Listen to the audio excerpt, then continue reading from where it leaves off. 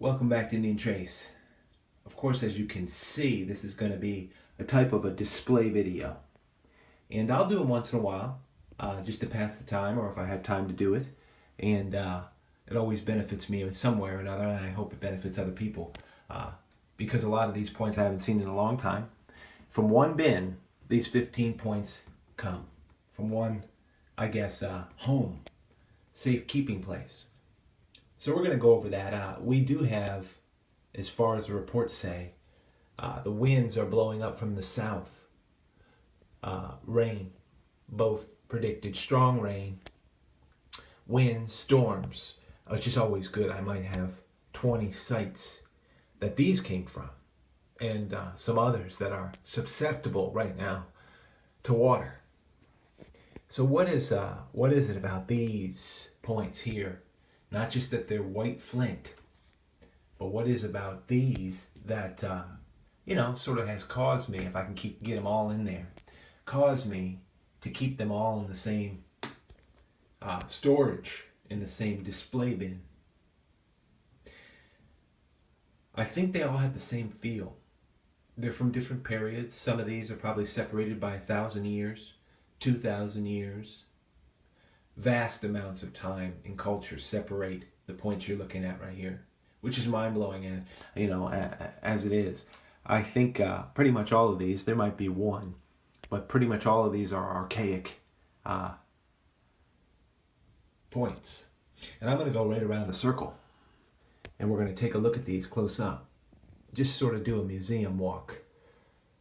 Growing up, I traveled all over the country, went to so many museums, both when I cared and when I didn't care, unfortunately, when I was younger. But I did get something out of it. And when the funny thing is, now I know, it's a nice point right there from the bear.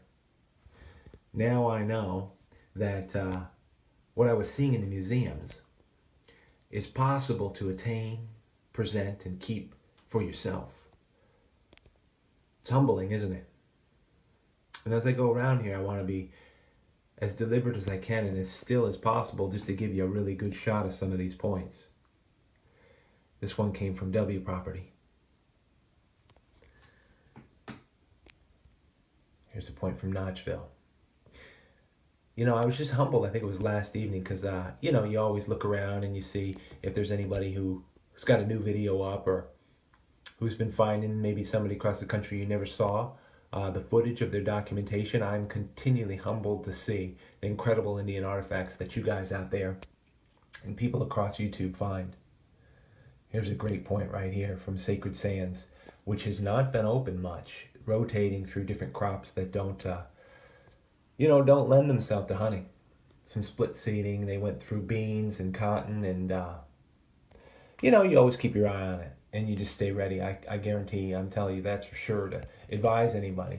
If you're going to collect Indian artifacts such as you see here, I've learned in a short 5 years that it takes deliberate and studious patience. White flint, nice stuff. I think I found this point just last year. Absolutely little favorite of mine. And they're all about the same size, so that's why I also keep them together. I found this at Old Faithful, in Site 5. It's right next to Mecca. And I was watching a video of somebody I had never seen before, and I'm going to tell you what, some of the stuff he found. Now, he hunts in Missouri, and that's a common name for us all in terms of people that hunt artifacts. But he was finding some really great stuff. But I've also got quite a few comments here and there about how, now I know in Virginia now for sure, I just learned today that they do find quartz, but there's a lot of places across the country that do not. This is a new point. I guess I found it this year in Notchville. Met the grade to put into my display, and this one is not, meaning I found it about 4 years ago at Notchville 1, which should be open pretty quick. They're harvesting the potatoes off of that, and very interesting point there. Great quality. Those of you in Nap know how hard it is to get this quartz into a fashion. They loved it, I'm sure, because once they did, I'm sure it was a armor-piercing tip, durable as can be. This is a great, unique point right here from W Properties.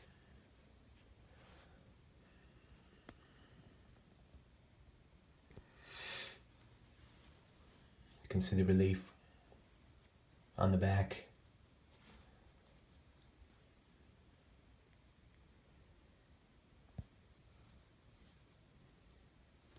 Anyway, the museum deal.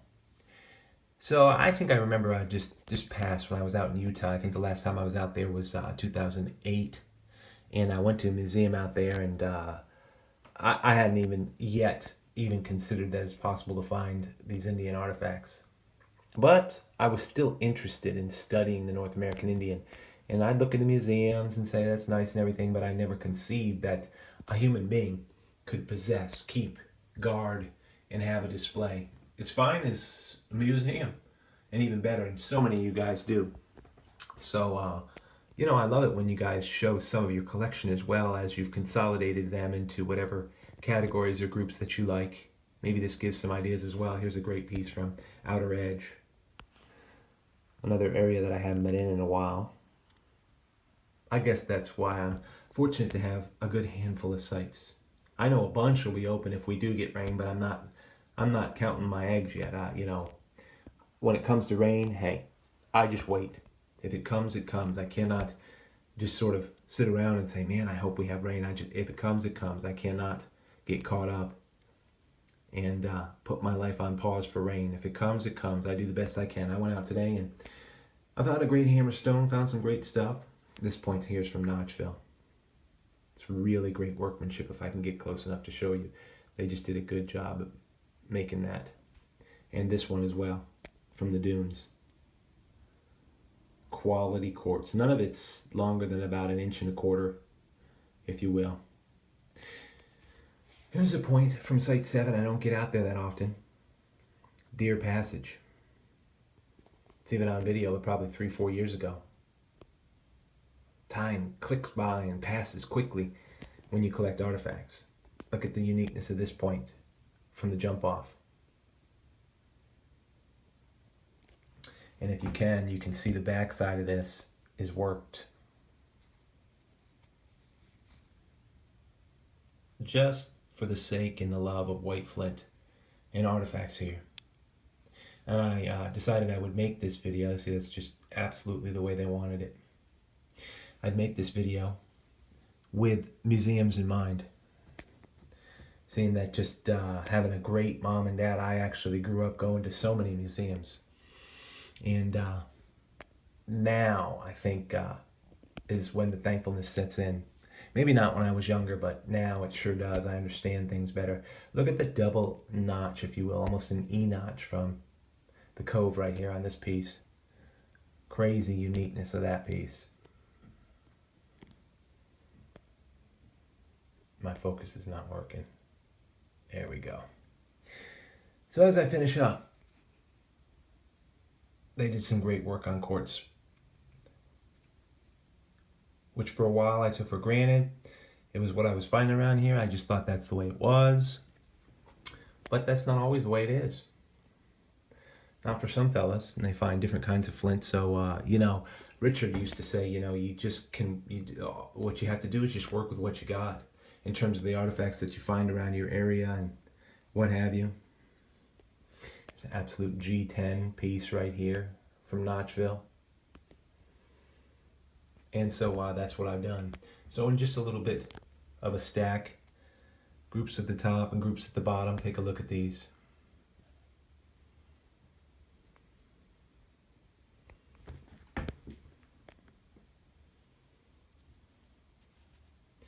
I haven't been to a museum in a while either. And I can't wait to go. I'd like to go into a North American Indian museum that has artifacts now. I think it'd be really cool to see. I'd have a real different perspective, I'm sure. Anyway, that makes a great necklace, doesn't it? White flint right there. Appreciate you tuning in to Indian Trace, and I just wanted to give you a little bit of display out there. I know from here to California, there are some out there that have fun with it. And some of the young and some of the kids and what have you. A shout out to them. I really appreciate it. All in all, I hope you find out there. Be well.